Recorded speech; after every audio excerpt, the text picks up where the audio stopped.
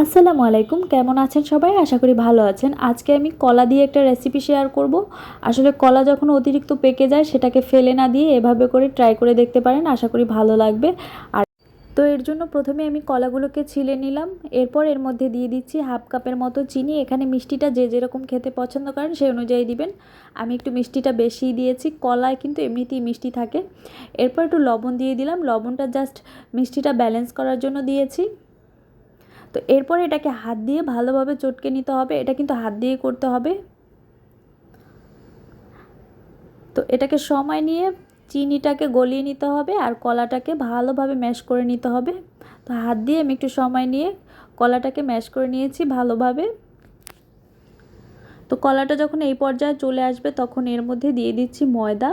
আর এখানে আমি ময়দাটা কিন্তু একসাথে দিব না, অল্প অল্প করে দিব আর হাত দিয়ে মিশিয়ে নিব। আর এই কাজটাও কিন্তু হাত দিয়ে করতে হবে, যত ভালোভাবে হাত দিয়ে মাখানো যায় অত ভালো হবে পিঠাটা। তো এভাবে করে আমি অল্প একটু পানিও দিয়ে নিচ্ছি। আর এখানে কিন্তু একটু কুসুম গরম পানি দিলে ভালো হয়, তাহলে নরম হবে। আর যদি নর্মাল পানি দেন তাহলে কিন্তু দেখা যাবে ভাজার পরে ইয়াটা কেমন শক্ত শক্ত হবে। তো যে যেরকম খেতে পছন্দ করেন সেই অনুযায়ী দিলেই হবে। তো এটাকে আমি অল্প অল্প করে দিয়ে হাত দিয়ে এভাবে করে মিশিয়ে নিচ্ছি। আর এখানে কিন্তু আমি অল্প অল্প করে দেওয়ার কারণে এখানে 1 কাপের মতো আমি ময়দা ব্যবহার করেছি। এভাবে করে ময়দা দিয়ে দিয়ে ব্যাটারটাকে রেডি করব। আর এটা একটু সময় নিয়ে করতে হবে। তো আমার কিন্তু ব্যাটারটা রেডি হয়ে গিয়েছে, দেখেই বুঝতে পারছেন। এরপর আমি হাত দিয়ে দেখব যে পিঠাটা করা যায় নাকি। তো এ পর্যায়ে আমি একটু চেক করে নিব, যদি দেখা যায় যে পিঠাটা দেয়া যাবে ওরকম হয়েছে তাহলে বুঝতে হবে এটা মাখানো হয়ে গিয়েছে। আর এটা আসলে বলার মতো কিছু নাই, দেখে বুঝতে হবে।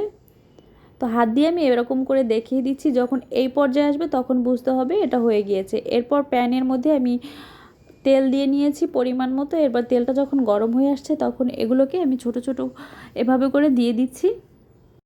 সবগুলো দেওয়ার পরে চুলার আঁচটা মিডিয়ামে রেখে ভাজতে হবে, চুলার আঁচ বাড়িয়ে ভাজা যাবে না, তখন দেখা যাবে বাহিরেরটা কালার চলে আসবে কিন্তু ভিতরে সিদ্ধ হবে না ভালোভাবে। তো এই জন্য মিডিয়াম আঁচে একটু সময় নিয়ে ভাজতে হবে। তো এক পাশটা যখন হালকা একটু কালার চলে আসবে তখন এটাকে উল্টে দিতে হবে, উল্টে পাল্টে ভালোভাবে যাতে করে দুই পাশটাই ভালোভাবে ভাজা হয়। আর এটা কিন্তু অবশ্যই ডুবো তেলে ভাজতে হবে।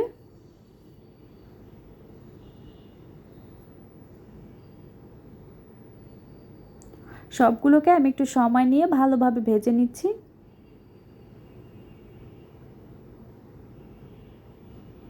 তো আমার কিন্তু ভাজা হয়ে গিয়েছে, যখন এরকম সুন্দর একটা কালার চলে আসবে তখন এটাকে আমি উঠিয়ে নিব। তো দেখলেন তো এটা তৈরি করা কত সহজ। চাইলে কিন্তু আপনারাও খুব সহজে এভাবে করে তৈরি করে নিতে পারেন। আর খেতে কিন্তু ভীষণই মজার। তো ঝটপট চাইলে এই রেসিপিটা আপনারাও ট্রাই করতে পারেন। আর আমার রেসিপিগুলো যদি ভালো লাগে তাহলে আমার চ্যানেলটা সাবস্ক্রাইব করবেন আর পেজটা ফলো দিয়ে রাখবেন। ভালো থাকবেন।